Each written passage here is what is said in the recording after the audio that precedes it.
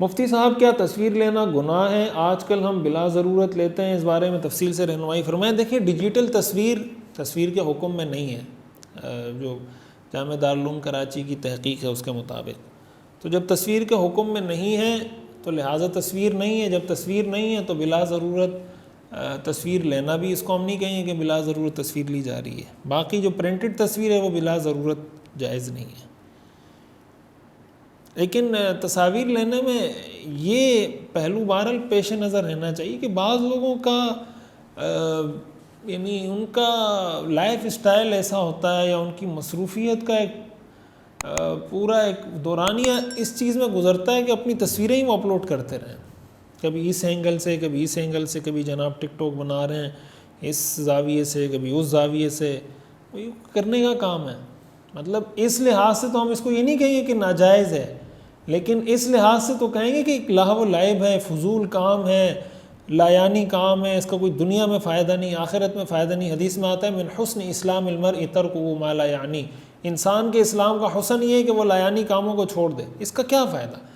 تو اس طرح کی چیزوں سے اس سینس میں اجتناب کرنا چاہیے کہ فضول حرکت ہے، فضول کام ہے، اس طرح کے کاموں سے اپنے آپ کو بچانا چاہیے۔ اصحاب کہف کے بارے میں بتا دیں، ان کی تعداد کتنی ہے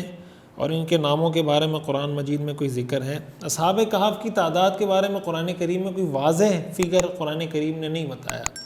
قرآن کریم میں اللہ تعالیٰ نے ان کی تعداد اس طریقے سے بیان فرمائی ہے، سَيَقُولُونَ ثَلَاثَةٌ رَابِعُهُمْ كَلْبُهُمْ وَيَقُولُونَ خَمْسَةٌ سَادِسُهُمْ كَلْبُهُمْ رَجْمًا بِالْغَيْبِ وَيَقُولُونَ سَبْعَةٌ وَثَامِنُهُمْ كَلْبُهُمْ کہ وہ 7 تھے اور 8واں ان کا کتا تھا۔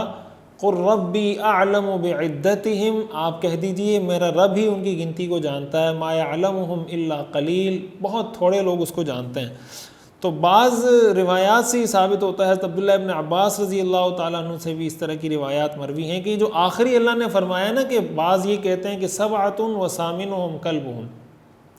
تو پہلے جو 2 فگر اللہ تعالیٰ نے بتایا اس میں یہ فرمایا رجما بالغیب کہ بھائی اپنی طرف سے اندازے مار رہے ہیں، تکے مار رہے ہیں، اور جب سبعۃ وثامنہم کلبہم کہا کہ 7 ہیں اور 8واں کتا، اس کے بارے میں اللہ نے یہ نہیں فرمایا، اور اللہ نے یہ بھی فرمایا کہ کچھ لوگ جانتے ہیں۔ تو اس وجہ سے مفسرین نے لکھا ہے کہ بظاہر یہ معلوم ہوتا ہے کہ اصحاب کہف کی تعداد 7 تھی اور 8واں ان کا کتا تھا، باقی ان کے نام قرآن کریم میں کہیں مذکور نہیں ہے۔ ایک صاحب نے سوال کیا ہے، مفتی صاحب کبوتر شوق کے پال سکتے ہیں؟ پال سکتے ہیں شوق کے لیے کبوتر، شرط یہی ہے کہ اس میں آپ ایسا انہماک نہ ہو، اتنا آپ اس میں نہ پڑ جائیں کہ آپ کی نماز وماز سب جائے، بس کبوتروں میں ہی لگے ہوئے ہیں، چھتوں پہ چڑھ رہے ہیں، ادھر ادھر تاک جھانک کر رہے ہیں اور جناب گھروں میں جھانک رہے ہیں، تو ایسا کوئی ایلیمنٹ اس میں نہ ہو، کبوتر ہی آپ پالیں تو پھر ٹھیک ہے، اس میں کوئی حرج کی بات نہیں ہے۔ کبوتر کے نام پہ اگر کچھ اور شوق پورے کر رہے ہوں تو پھر جائز نہیں ہے۔ مفتی صاحب میں روزانہ سورہ ملک پڑھ کر سوتی ہوں، تو کیا حیض کے دنوں میں نہیں پڑھ سکتی اگر زبانی یاد ہو تو؟ سورہ ملک ظاہر ہے کہ قرآن کا حصہ ہے، آپ بطور تلاوت ہی اس کو پڑھتی ہیں، تو حیض کے دنوں میں سورہ ملک کی تلاوت نہیں کر سکتی، اور اللہ تعالیٰ کی ذات سے امید ہے کہ آپ نے اگر اس کا معمول بنایا ہے تو انشاءاللہ اللہ تعالیٰ اس کا اجر اور ثواب آپ کو ان دنوں میں بھی عطا فرمائیں گے، اس لیے کہ آپ کے نہ پڑھنے کی وجہ کوئی جان بوجھ کے قصداً آپ نہیں اس کو چھوڑ رہی، بلکہ ایک ایسی مجبوری جس میں اللہ کی طرف سے آپ کو منع کیا گیا، اس وجہ سے آپ اس کو چھوڑ رہی ہیں۔ تو جس طرح اللہ کے لیے سورہ ملک کا پڑھنا ثواب ہے، اسی طرح اللہ کے لیے سورہ ملک کا نہ پڑھنا بھی ثواب ہے، تو انشاءاللہ اللہ تعالیٰ کی ذات سے امید ہے کہ آپ کو اللہ تعالیٰ اس کا اجر ضرور عطا فرمائیں گے۔ صاحب نے سوال کیا ہے، ہماری مسجد کے امام کا عقیدہ ہے کہ حضرت محمد صلی اللہ علیہ وسلم نور و بشر ہیں، وہ دعا میں مانگتے ہیں کہ یا اللہ موت کے وقت محمد صلی اللہ علیہ وسلم کے نور کو ہمارے سامنے رکھنا، کیا ہمیں اس امام کے ساتھ نماز پڑھنی چاہیے؟ نور و بشر اگر وہ یہ عقیدہ رکھتے ہیں، بشر مانتے ہیں، اور نور اس معنی میں مانتے ہیں کہ ہدایت کا نور ہے، علم کا نور ہے، ہدایت کا چراغ ہیں، اللہ نے ان کے ذریعے جہالت کی تاریکیوں کو ختم کیا، گمراہی کی تاریکیوں کو ختم کیا، ٹھیک ہے۔ اگر کوئی اور ان کا عقیدہ ہے تو ظاہر ہے تو ڈیپینڈ کرتا ہے ان کا عقیدہ کیا ہے، یہ تو میں نہیں بتا سکتا، یہ تو وہ بتا سکتے ہیں ان کا عقیدہ کیا ہے۔ ایک صاحب نے سوال کیا ہے، مفتی صاحب میرا اسٹینوگرافر کا جاب ہوا ہے پاکستان کی ایک عدالت میں، تو اگر میں ایمانداری سے کام کروں گا تو کیا میری تنخواہ حلال ہوگی کہ نہیں؟ کیونکہ پاکستان کے عدالتوں میں شرعی نظام کے مطابق فیصلے نہیں ہوتے، برائے مہربانی تفصیل سے جواب دیں۔ آپ جو کام کر رہے ہیں نا، جو آپ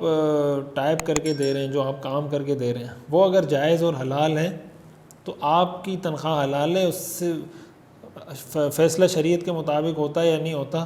وہ آپ کا ہیڈک نہیں ہے، آپ کی تنخواہ حلال ہے۔ ایک صاحب نے سوال کیا ہے، مفتی صاحب میرا سوال یہ ہے کہ ہم جو درود پاک پڑھتے ہیں، درود ابراہیمی، اللہم صلی علی محمد وعلی آل محمد، کیا اس میں ہم آلی محمد پڑھیں گے؟ محمد بھی پڑھ سکتے ہیں؟ برائے مہربانی جواب یا آل ضرور، کیا مجھے سمجھ نہیں آیا مقصد کیا ہے؟ آلی یہ یا کے ساتھ نہیں ہے، اللہم صلی علی محمد وعلی آل محمد، لام کے نیچے زیر ہے، لام کے بعد یا نہیں ہے۔